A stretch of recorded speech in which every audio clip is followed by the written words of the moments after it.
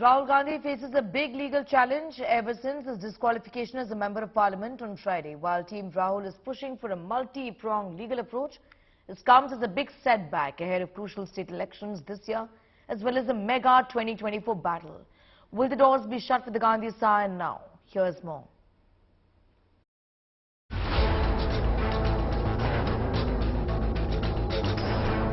Convicted in a 2019 defamation case over a Modi remark. एक छोटा सा सवाल, इन सब के नाम, इन सब चोरों के नाम मोदी मोदी मोदी कैसे हैं? नीरव मोदी, ललित मोदी, नरेंद्र मोदी, और अभी थोड़ा ढूंढेंगे तो और बहुत सारे मोदी निकलेंगे. Disqualified as a member of parliament, Rahul Gandhi's political career has hit a big roadblock, and Team Rahul will have to follow a multi-pronged legal strategy. He will have to file an appeal and seek a stay on the conviction. One appeal to challenge the conviction will have to be before the Sessions Court. Rahul can approach a higher court if the Session Court provides no relief, while another appeal can be moved before the Apex Court to challenge his disqualification and also seek a stay on any by-polls in the now vacant Wayanad seat. The magistrate does not do any inquiry on Section 202. It's a Karnataka Kolar event which is prosecuted in Surat. He is obliged to do an inquiry about jurisdiction within his fold. Under 202, he doesn't do it. Okay. He goes along and imposes the maximum punishment in a 15-minute sentencing hearing. For a first-time offender, the final maximum punishment.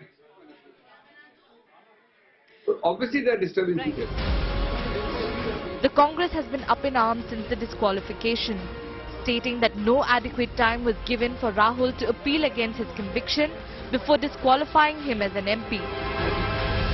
इस अडानी घोटाले से ध्यान हटाने के लिए आज इनको कीमत चुकानी पड़ी है. Mr. Abhishek Manu Singhvi, as Mr. Rahul Gandhi's lawyer, as an eminent lawyer, is entitled to have a point of view, but this all needs to be tested in a court of law. The critics of the Modi government claim this is just another attempt by the BJP to stifle the opposition. This is just an example. When you can topple elective governments, you start toppling leaders, you start taking away their qualifications, start disqualifying them in parliament. They did it to Azam Khan, they did it to Hardik Patel, who of course then joined the BJP, and that conviction was stayed. Therefore, if first you throw out governments, then you target leaders, then you send ED after them, then you send CBI after them, then you send income tax people after them. The Surat order against Rahul Gandhi stated that his Modi remark has defamed any and all bearing the surname. It is not a question of being defamatory to a whole community, because you cannot have a representative action. I cannot say that your comment has defamed Mr. X or Mr. Y or Mr. Z. Whoever is defamed has to come to court and say they were defamed. The problem here arose because of the comment made that all thieves are Modis. What does that mean? There is no thief who's not a Modi. Now when you say that generically, then everyone who's a species is equally hit by it. Your accusation of the genus hits the species, your accusation of the group includes that person who's part of the group. The BJP meanwhile states that Rahul's conviction was based on his unapologetic behavior and how other MPs have also faced immediate disqualification post their conviction.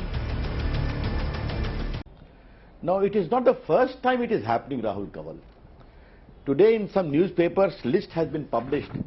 I am showing to you a list of 32 MLAs, chief ministers and MPs who have been disqualified immediately after being convicted in criminal offences. This includes Lalu Prasad, this includes Jayalalitha, this includes 7 MLAs of my state, this includes 6 MLAs of BJP, this also includes Azam Khan or his son in cases of abuse, etc. Therefore, the law is very clear. And questioned why the Congress's mega battery of lawyers did not move immediately to stop Rahul's disqualification. Rahul Gandhi was convicted yesterday. Congress has a battery of eminent lawyers. Their front benches of Raj Sabha is full of super eminent lawyers of India. Who stopped them from rushing to Surat district judge to get a stay on conviction, or to the High Court, or to the Supreme Court?